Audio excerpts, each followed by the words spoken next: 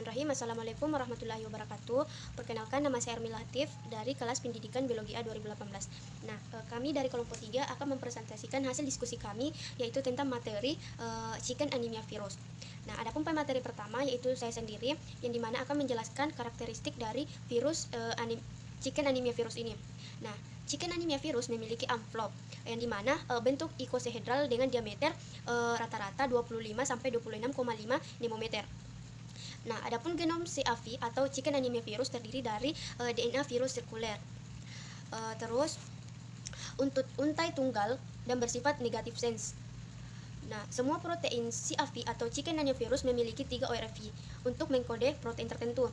Misalnya protein pada VP1 sampai VP3. Nah, protein pada VV2 dan VV3 adalah protein non-struktural, sedangkan pada protein struktural utama atau VV1 dari Kirchovirus dikodekan oleh ente genomik. Nah, infeksi CAV atau chicken anemia virus disebabkan oleh virus DNA yang berukuran 19,1 sampai 2,7 nanometer yang berbentuk ikosahedral. Nah, itulah yang dapat saya jelaskan tentang karakteristik chicken anemia virus atau disingkat dengan CAV. Kurang lebihnya mohon dimaafkan. Pemateri selanjutnya akan dipaparkan oleh rekan saya. Terima kasih. Wassalamualaikum warahmatullahi wabarakatuh. Bismillahirrahmanirrahim. Assalamualaikum warahmatullahi wabarakatuh.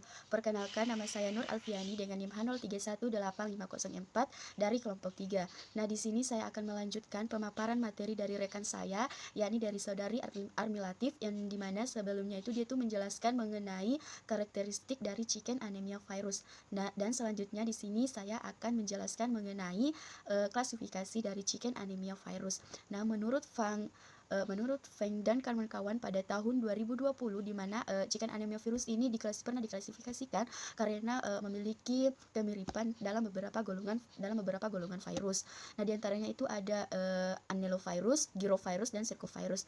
Nah, untuk yang pertama itu ada anelovirus. Anelovirus ini dia itu sangat lazim dan beragam secara genetik, dan kumpulan mereka itu telah ada pada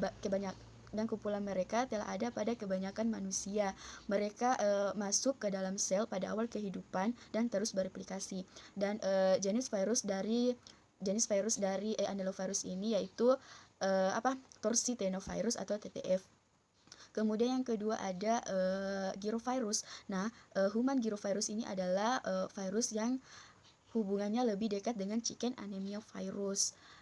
Dan hubungan dekatnya ini dapat dilihat pada struktur genom yang serupa, yang dimana masing-masing virus ini mengkode 3 protein. Kemudian selanjutnya yang ketiga itu ada cercovirus. Nah, chicken anemia virus tidak menunjukkan hubungan filogenetik filogenetik yang dekat dengan cercovirus, dan penelitian juga telah menunjukkan bahwa girovirus jenis chicken anemia virus ini tidak terkait secara struktural dengan cercovirus, tetapi ada beberapa kesamaan diantaranya, yakni pada fungsi protein virus dan siklus hidup virus.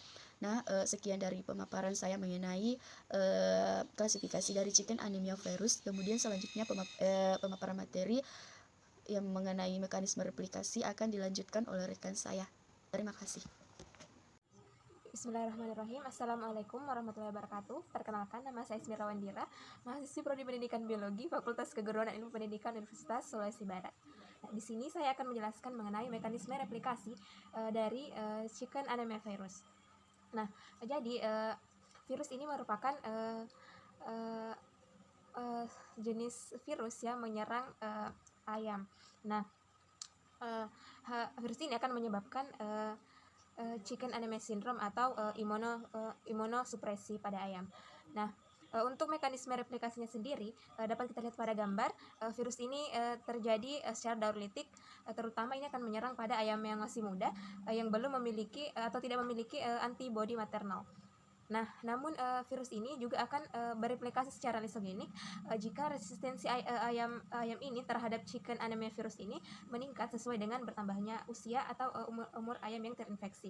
Nah, Kemudian untuk mekanisme replikasi virus ini dapat dilihat pada gambar. Pertama itu masuknya virus ke dalam sel inang. Kemudian setelah virus ini masuk ke dalam sel, maka genom dari DNA ini akan memasuki inti sel inang. Kemudian akan terjadi transkripsi atau ditranskripsikan, dan saat terjemahan mRNA terjadi atau terbentuk, maka apoptin juga di sini akan dibuat. Nah, setelah itu dalam sel yang telah ditransformasikan, kemudian juga akan diaktifkan DDR, maka apoptin ini akan mengikat APC dan melokalisasi ke dalam nukleus, dan juga akan menginduksi penangkapan G2. Kemudian apoptin juga ini akan mendorong replikasi virus yang lebih efisien. Nah, kemudian untuk protein F1-nya yang merupakan satu-satunya protein struktural yang merupakan kapsid virus, dan juga VP2 yang merupakan protein fosfatase ya, dengan spesifitas ganda yang memungkinkan berperan sebagai multifungsi dalam replikasi virus, dan juga sebagai protein perancang untuk perakitan virion. Nah, untuk VP1 dan VP2 ini kemudian nantinya akan terakumulasi dan akan memfasilitasi perakitan partikel virus di dalam nukleus. Nah, kemudian apoptosis sel inang tadi kemudian akan mendorong keluarnya virus, dan akhirnya ini akan menyebabkan virus ini diasingkan ke dalam tubuh apoptosis tadi, kemudian akan difagositosis oleh sel-sel tetangga. Lalu yang terjadi kemudian, apoptosis ini akan menyediakan sarana untuk masuk dan masuknya virus dan juga penginfeksian secara lebih lanjut. Kemudian pada gambar diagram skematik ini, di sini juga akan ditunjukkan model siklus hidup dari chicken anemia virus. Di sini kita dapat melihat bahwa replikasinya ini diawali dengan masuknya virus ke dalam sel, yang juga diikuti oleh pelepasan virus, kemudian terjadi transkripsi dan juga translasi. Kemudian replikasi VP2 ini yang berwarna merah muda akan melokalisasi ke dalam nukleus untuk memulai terjadinya replikasi DNA virus. Nah, sementara untuk apoptinnya yang berwarna hijau dapat kita lihat pada bagan, awalnya ini akan terlokalisasi dalam sitoplasma. Nah, kemudian saat DNA dari virus virus ini terakumulasi dan juga memicu kerusakan DNA pada DNA inang, maka apoptin ini akan difosforilisasi dan juga akan dilokalisasi ke dalam nukleus. Nah, kemudian yang terjadi selanjutnya adalah terjadinya pengumpulan atau penyitaan APC. Lalu pada fase G2 terjadi penginduksian sementara oleh protein kapsid virus yang berwarna kuning ini. Nah, kemudian genom virus ini akan terus disintesis. Kemudian virion yang berbentuk segi 6 yang dijelaskan pada karakteristik virus sebelumnya, kemudian ini akan dikemas dan juga apoptosis ini juga akan diinduksi dan G2 ini yang merupakan penginduksinya. Kemudian di mediasi terjadi mediasi apoptin yang memfasilitasi keluar dan menyebarnya chicken anemia virus. Nah, seperti itu penjelasan tentang mekanisme replikasi dari chicken anemia virus dari kelompok kami, itu kelompok 3. Mohon maaf atas kekurangannya. Wabillahi taufiq wal hidayah. Wassalamualaikum warahmatullahi wabarakatuh. Assalamualaikum warahmatullahi wabarakatuh. Baiklah, di sini saya akan melanjutkan pemaparan materi dari Saudari Ismira.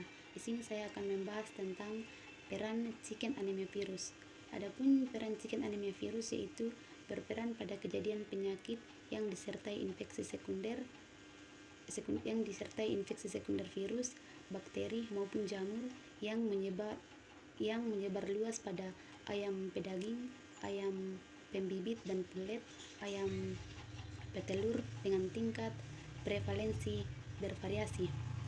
Pada ayam pembibit, infeksi chicken anemia virus umumnya terjadi pada saat reproduksi. Chicken anemia virus menyebabkan chicken anemia syndrome. Semua umur ayam dapat terinfeksi oleh chicken anemia virus, terutama pada ayam muda dengan umur kurang dari 2 minggu yang tidak memiliki antibodi maternal. Chicken anemia virus juga dapat menyerang unggas yaitu burung puyuh. Adapun cara penularan gejala klinis oleh chicken anemia virus, yang pertama yaitu cara penularan dengan gejala klinis. Penyakit dapat ditularkan secara horizontal dan vertikal. Penyebaran vertikal dilakukan melalui telur. Penularan vertikal pada infeksi alami berlangsung selama 3-6 minggu. Namun pada infeksi buatan pada telur berlangsung selama 8-14 hari pasca infeksi. Yang kedua yaitu mekanisme perusakan sel inang. Infeksi chicken anemia virus didahului dengan masuknya virion ke dalam sel dengan cara absorpsi dan penetrasi. Setelah infeksi, chicken anemia virus menyebar ke sumsum tulang, hati, jantung, dan paru-paru. Jadi itulah pemaparan materi dari saya. Terima kasih. Assalamualaikum warahmatullahi wabarakatuh. Perkenalkan, nama saya Sarkia, NIM H0381313 dari kelompok 3 akan melanjutkan materi dari saudari Natalia, yaitu cara penanggulangan. Jadi ada beberapa cara penanggulangan apabila terjadi infeksi chicken anemia virus ini, yaitu ada dua, yaitu cara pengobatan dan cara pencegahan. Cara pengobatan di sini yaitu dengan menggunakan antibiotik untuk mencegah infeksi sekunder yang dapat membantu menurunkan kasus. Baik, sedangkan pada cara pencegahan di sini yaitu menggunakan cara vaksinasi, yaitu yang paling efektif melakukannya pada breeder, yaitu pada usia atau umur 18 minggu agar keturunannya ini memiliki antibodi yang dapat melindungi dari serangan CAS pada sampai usia 6 minggu. Jadi vaksinasi ini dapat dilakukan dengan cara vaksin inaktif atau vaksin aktif yang telah dilemakan. Antibodi maternal ini dapat melindungi anak ayam terhadap CAS. Jadi wabah CAS ini dapat terjadi di lapangan karena disebabkan tidak adanya antibodi maternal pada ayam yang diturunkan dari induknya. Namun dengan antibodi maternal ini akan menghambat proses pasca vaksinisasi karena terjadi netralisasi virus vaksin. Baik, itu saja yang saya dapat sampaikan. Terima kasih. Assalamualaikum warahmatullahi wabarakatuh.